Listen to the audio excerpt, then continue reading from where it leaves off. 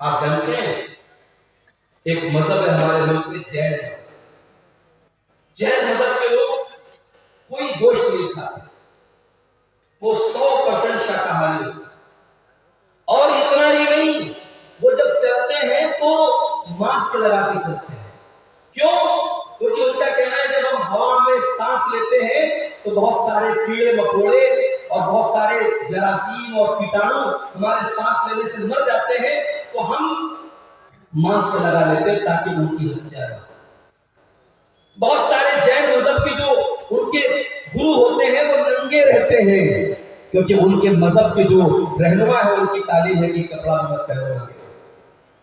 یہ جین مذہب کی تعلیم ہے۔ اسلام کی تعلیم کیا ہے؟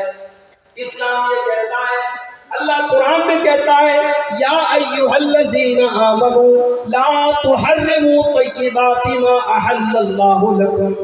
اے ایمان والو خبردار، جس چیز کو اللہ نے حلال کیا ہے تمہیں حرام کرنے کا کوئی ادھیکار نہیں ہے۔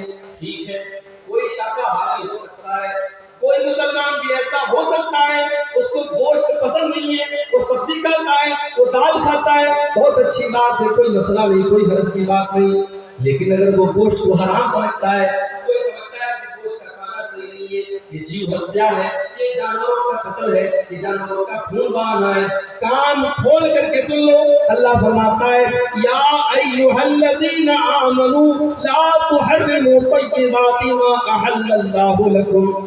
اے ایمان والو، جو چیز اللہ نے تمہارے لیے حلال کی ہے، جو چیز اللہ نے جائز کی ہے، تم کون ہوتے ہو حرام کرنے والے؟ تم کون ہوتے ہو ناجائز کرنے والے؟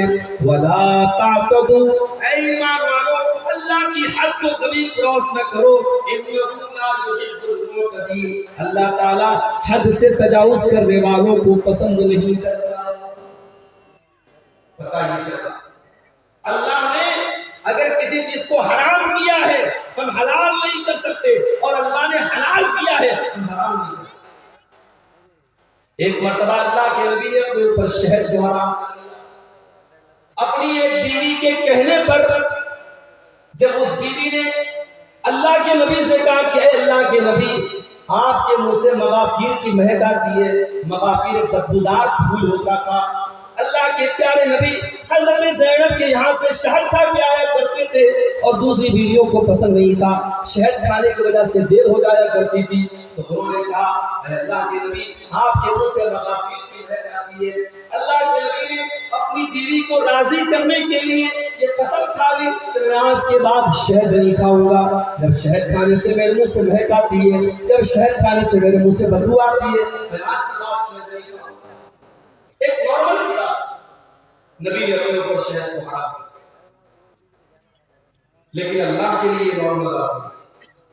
اللہ نے قرآن کی آیت نازل کر دی، یا ایھا النبی لم تحرم ما احل اللہ لک تبتغی مرضات ازواجک۔ اے نبی، آپ کو یہ ادھیکار کس نے دے دیا، یہ حق کس نے دے دیا کہ جس شہد کو اللہ تعالیٰ نے حلال کیا تھا آپ نے اپنے اوپر حرام کر لیا اپنی کچھ بیویوں کو خوش کرنے کے لیے؟ اے نبی، آپ کو بھی اللہ کے حلال کیے ہوئے چیز کو حرام کرنے کا ادھیکار نہیں ہے۔ ہم نہیں کر سکتے، کسی حلال چیز کو حرام نہیں کر سکتے اور کسی حرام کو حلال نہیں کر سکتے۔ اور آگے بڑھیے، قرآن میں ایک اور جگہ یہ بات آئی ہے، سورہ اعراف میں اللہ نے فرمایا، ادعوا ربکم تضرعا وخفیا، اپنے رب سے دعا کرو، گڑ گڑا کر کے دعا کرو اور چپکے چپکے دعا کیا کرو، انہ لا یحب المعتدین، اللہ تعالیٰ دعا کے اندر حد سے تجاوز کرنے والوں کو پسند نہیں کرتا۔ کچھ لوگ دعا کے اندر بھی حد سے تجاوز کرتے ہیں۔ معاف کیجئے گا، آپ کے یہاں چندے کا جو طریقہ ہوتا ہے، بنگلہ زبان کے جو مقرر آتے ہیں وہ دعا کرتے ہیں، اس پر بھی تحقیق ہونی چاہیے کہ یہ طریقہ دعا کا صحیح ہے۔ دعا کے اندر حد سے تجاوز نہیں ہونا چاہیے، دعا میں ہم کوئی ایسی چیز نہیں مانگیں گے جو مناسب نہ ہو۔ ایک صحابی نے اپنے بیٹے کو دیکھا، بیٹا دعا کر رہا ہے، اے اللہ جنت میں داہنے طرف سفید رنگ کا محل مجھے عطا فرما دے، جنت کے اندر وائٹ ہاؤس مجھے دے دے۔ صحابی نے بیٹے کو یہ دعا کرتے ہوئے سنا، کہا ہے میرے بیٹے تو کیا دعا کر رہا ہے؟ کہا باجا میں دعا کر رہا ہوں کہ اللہ تو مجھے جنت کے داہنے سائڈ میں ایک سفید رنگ کا محل عطا فرما۔ کہا بیٹا یہ دعا کرنا صحیح نہیں ہے بیٹا، میں نے اللہ کے نبی کو یہ فرماتے ہوئے سنا تھا کہ قیامت کے پہلے ایک ایسا دور آئے گا، لوگ دعا کے اندر حد سے تجاوز کریں گے اور لوگ وضو کرنے میں حد سے تجاوز کریں گے۔ اے میرے بچے، جب تجھے دعا کرنا ہو تو سمپل یہ دعا کر، اے اللہ میں جنت کا سوال کرتا ہوں، میں جہنم سے تیری پناہ مانگتا ہوں۔ اس میں اتنی ڈیٹیل مت بیان کرو، اپنی دعا میں یہ مت کہو کہ اللہ جنت کے داہنے سائڈ میں مجھ کو یہ محل عطا فرما۔ یہ دعا کے اندر حد سے تجاوز کرنا ہے۔ بعض لوگ دعا کرتے کہتے ہیں اللہ اپنے نبی کے صدقے میں یہ دعا کرو۔ یہ صدقہ کیا ہے؟ نبی کے صدقے کیسے دعا ہو؟ غلط ہے، یہ دعا میں حد سے تجاوز۔ آپ دعا میں اگر وسیلہ لگانا چاہتے ہیں اپنے کسی نیک عمل کا وسیلہ لگا دیں۔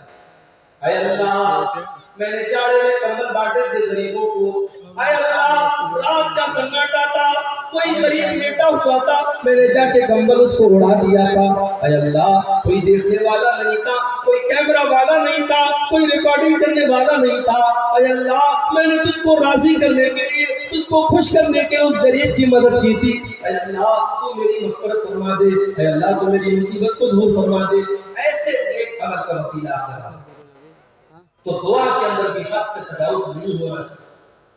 تو پہلی چیز جو اللہ تعالیٰ کو بہت ناپسند ہے میرے بھائیوں، وہ کیا ہے؟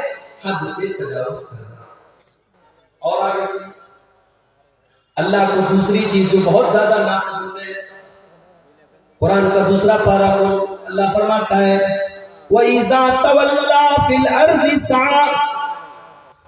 منافقوں کے بارے میں اللہ نے فرمایا کہ منافق آدمی جب زمین میں چلتا ہے تو وہ کیا کرتا ہے؟ لِيُفْسِدَ فِي الْأَرْضِ وَيُهْلِكَ الْحَرْثَ وَالنَّسْلَ وَاللَّهُ لَا يُحِبُّ الْفَسَادَ۔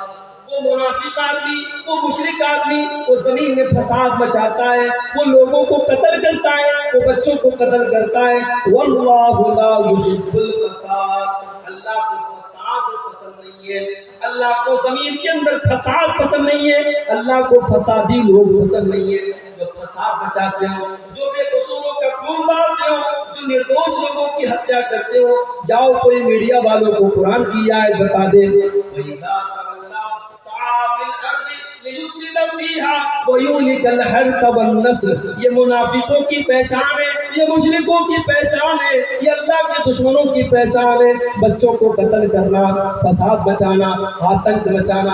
اللہ کا ماننے والا کبھی آتنکوادی نہیں ہو سکتا، اللہ کا ماننے والا کبھی دہشت گرد نہیں ہو سکتا۔ ارے اللہ کے ماننے والے ایک چیونٹی کو بھی بلا وجہ نہیں مارتے۔ یاد کرو سلیمان علیہ السلام کا واقعہ۔ سلیمان علیہ السلام جا رہے ہیں اور راستے میں چیونٹیوں کی ایک وادی کے پاس سے اتر گئے۔